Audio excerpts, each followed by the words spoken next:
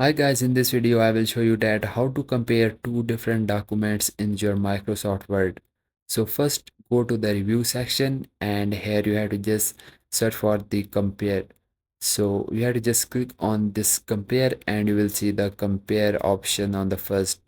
So you have to just click on the compare and here you have to just select your original document or your revised document. So you have to just click on this browse option or file option and here you need to just select your document which you have to your original document.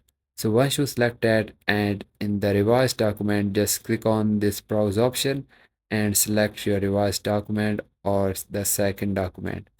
So once you select it, you have to just click on this OK and you can also label changes with and put any text here and then click on the OK.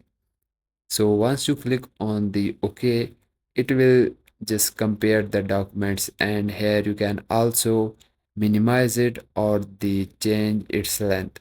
So guys, this is how you can compare your two different documents in your Microsoft Word. And if this video is helpful for you, so please like it and also subscribe to our channel. I will see you guys in the next video. Have a good day.